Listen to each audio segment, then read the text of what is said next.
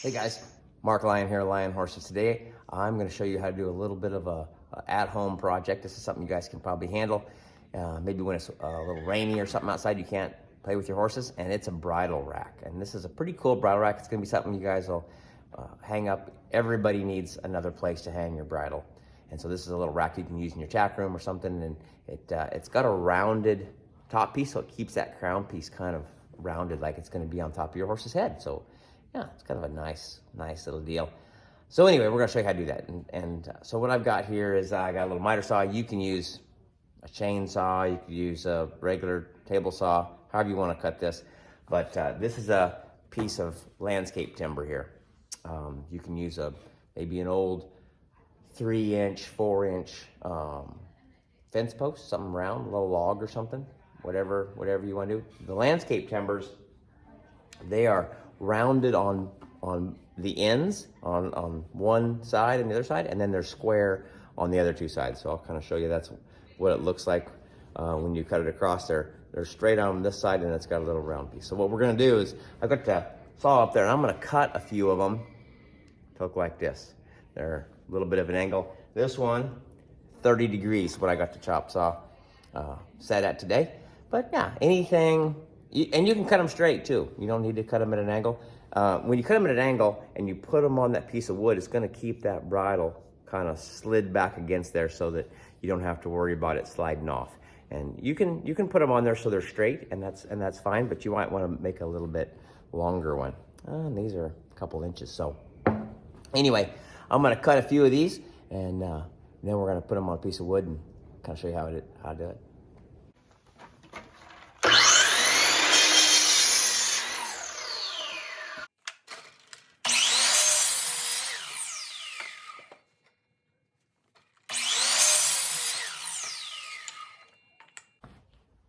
Okay, we got our pieces all cut out,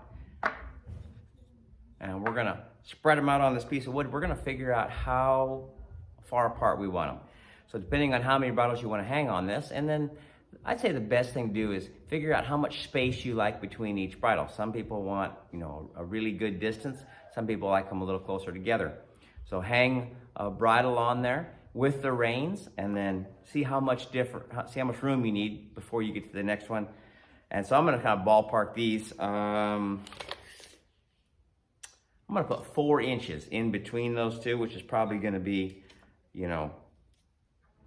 probably about 7 or 8 inches by the time you get center to center. But yeah, 4 or 5 inches in between them, pretty good spot. Then what we're gonna do is we're gonna take a couple of screws, and we're gonna screw from the bottom up through this piece of wood and then into this block.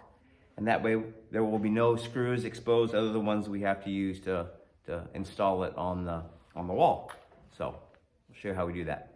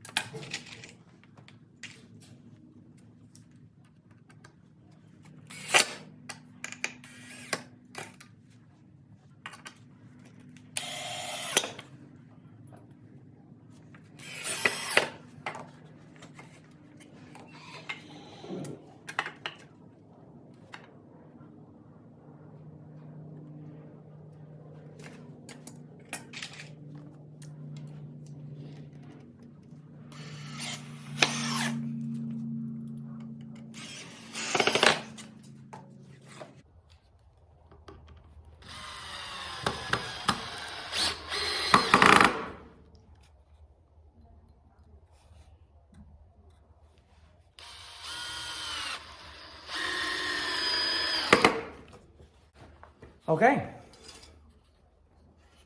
there we go. Our little bridle racks, all a little bit of an angle. All you gotta do is now is just screw this to the wall. You can have a little spot for all your bridles. It's got a rounded kind of top there, so it kind of keeps everything looking good.